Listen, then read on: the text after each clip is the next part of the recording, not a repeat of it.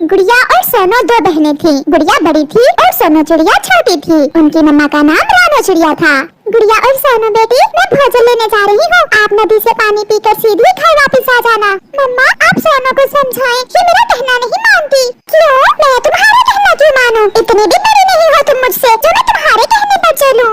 सोनो, शर्म करो, गुड़िया बड़ी है, बड़ों से ऐसे बात नहीं करते। फिर मम्मा चिड़िया भोजन लेने चली जाती है।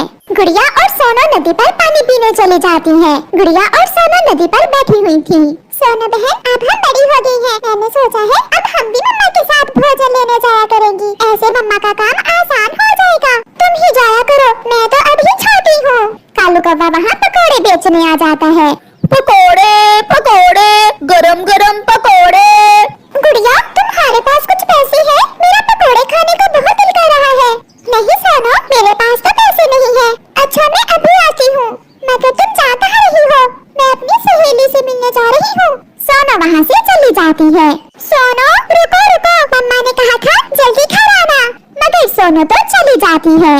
सोनो सीधी अपने घर जाती है। वो अपनी माँ की चीजें इधर उधर करके देखती है और फिर संदूक से उसे मम्मा का रखा हुआ 100 रुपया मिल जाता है। पैसे मिल गए, अब मैं जी भर के पकोड़े खाऊंगी। सोनो अपनी मम्मा का रखा हुआ 100 रुपया लेकर घर से निकलती है। कालू कौवा भी उसी तरफ आ रहा था। अंकल अंकल अंकल कालू, ये ले पैसे, मुझे पकोड़े दे। 100 का नोट देखकर कालू खुश हो जाता है। ये तो छोटी है, इसे क्या मालूम 100 के कितने पकोड़े आएंगे।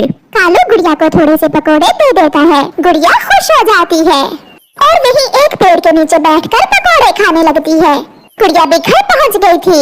अभी तक नहीं आई है सोनो की बच्ची, अगर मम्मा आ गई तो डांटेंगी। गुड़िया की बात करते ही सोनो भी आ जाती है। ऐसे घूर घूर कर क्या देख रही हो? मैं कोई चोर हूँ? मैंने आपको पीछे से आवाजें दी मगर आपने मेरी एक न सुनी। सोनो किसी की नहीं सुनती, बस अपने दिल की मानती है। शाम हो जाती है। आज के लिए ये दाना बहुत रहेगा, मेरी बच्चियाँ भूखी होंगी। मैं जल्दी से घर जाती हूँ। मम्मा चिड़िया अपनी बेटियों के लिए दाना लेकर घर आती है। गुड़िया और सोनो, देखो आज मैं अपनी बेटियों के लिए सरसों के दाने लाई हूँ। सरसों के दाने गुड़िया ही खाएगी, मुझे तो भूख नहीं है। क्यों बेटी, आपने क्या खाया है? मगर गुड़िया चुप रहती है। वो अपनी मम्मा को ये नहीं बताती कि इसने तो कालू अंकल से जी भर के पकोड़े खाए हैं। गुड़िया दाना खाने लग जाती है और मम्मा चिड़िया भी थोड़े से दाने खा लेती है। रात हो जाती है। आधी रात को गुड़िया को तेज बुखार हो जाता है। सोनो सोनो उठो मेरी बहन, मुझे तेज बुखार है। गुड़िया, तुम्हारा शरीर तो चल रहा है, मैं मम्मा को जगाती हूँ। मम्मा मम्मा उठे, गुड़िया बहन को तेज बुखार है। मम्मा चिड़िया भी उठ जाती है। क्या हुआ मेरी बच्ची को? मम्मा, पंखों में बहुत दर्द है और सर में भी। मम्मा, मेरी सांसें रुक रही हैं। ये सुनकर सोनो रोने लग जाती है। गुड़िया बहन, आपको कुछ नहीं होगा, मुझे बुखार हो जाता, मेरी बहन को ना होता। बहन भाई आपस में तो लड़ते रहते हैं, मगर जब किसी को कुछ होता है तो सबसे ज्यादा दुख भी बहन भाइयों को ही होता है। चुप कर जाओ मेरी बेटी, चुप कर जाओ। चलो मेरे साथ, हम बुलबुल से गुड़िया की दवा लेकर आते हैं। मम्मा जल्दी चले, मुझसे गुड़िया बहन की ये हालत देखी नहीं जाती। मम्मा चिड़िया पैसे निकालने के लिए जैसे ही संदूक खोलती है, मम्मा चिड़िया की तो जान ही निकल जाती है। कहाँ गए पैसे, कहाँ गए? मैंने कुछ दिन पहले खुद यहाँ 100 रुपया रखा था।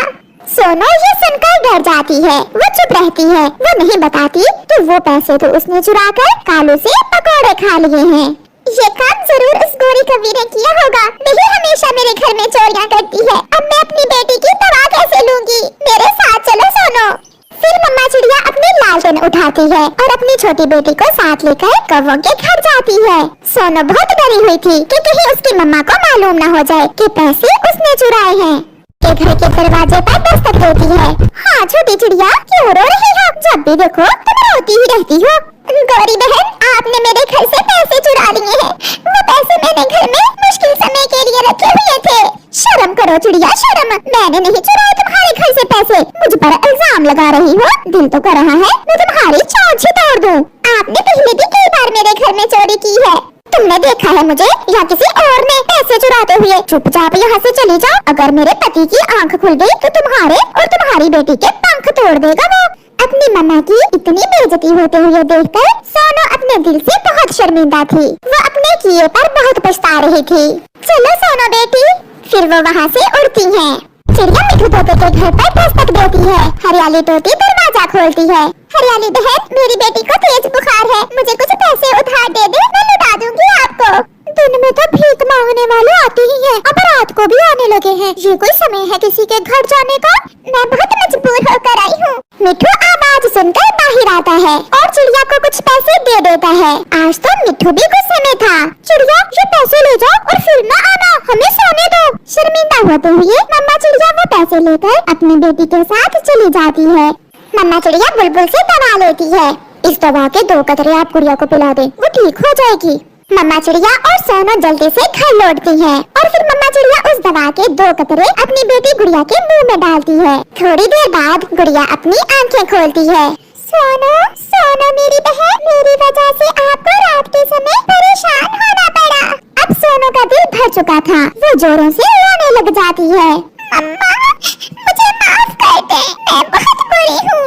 मेरी वजह से आपके सपने बेइज्जती की और मैं देखती रही, मैं कुछ ना कर सकी। मम्मा, वो पैसे मैंने चुराकर कालू अंकल से पकौड़े खा लिए थे। मैं वादा करती हूँ, मैं फिर कभी दोबारा ऐसा नहीं करूँगी। मम्मा चिड़िया हंसने लग जाती है। पहले पक्का प्रॉमिस करो, फिर सॉरी मिलेगी आपको। मम्मा, मुझे पूरा विश्वास है अब मेरी छोटी बहन खुद को बदल लेगी। गंदा कालू अंकल, उसने 100 रुपए के मुझे केवल